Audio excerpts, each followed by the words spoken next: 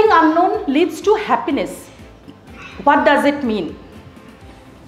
Happiness comes from success and success comes from accomplishment. What you accomplish? आप accomplish करते क्या है? You accomplish नए goals को accomplish करते हैं और आप opportunities को accomplish करते हैं.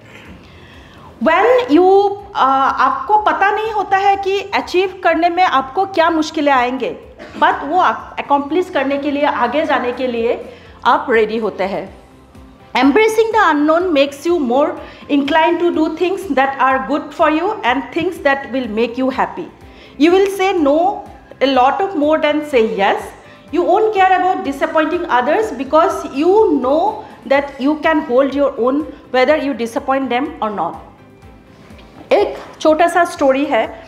जैसे एक छोटी सी गांव थी, वहाँ पे एक छोटा सा बच्चा था और एक बहुत अच्छा एक आम का पेड़ था.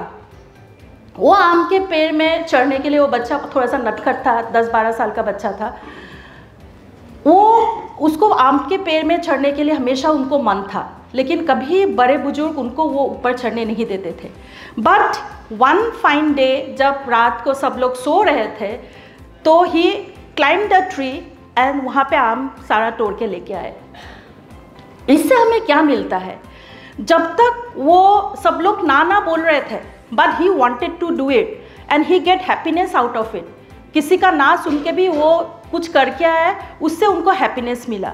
That's how he became successful to get the mangoes. तो और उनको हैप्पीनेस मिला. That's how we it led it to अस.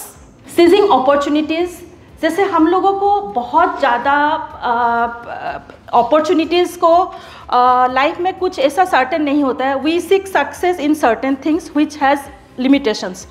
पानी की एक बूंद से सागर नहीं बनती है, बट एक चिंगारी से पूरी जंगल जल के राख हो सकती है. तो so please identify your choice, your opportunity. Jump to something you have no idea about.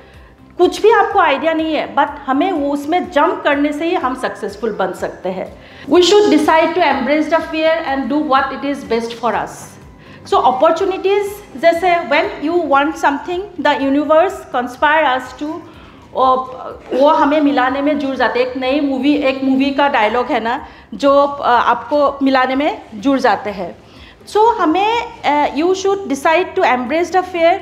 So it is best for us to balance work, life. Many a times we may have to say no to certain opportunities. जैसे मेरे पास एक opportunity आया last month, I said no. But वो no बोलने के पहले मुझे बहुत सारा घबराहट हुई थी. मैं नो बोलने से इसका रिपरकशन क्या होगा, क्या हो सकता है.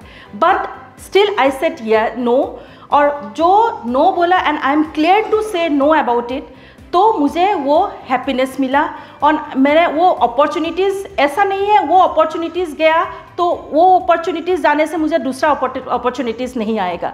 सो a lot of time people work at risk and ask what are the odds that I will succeed.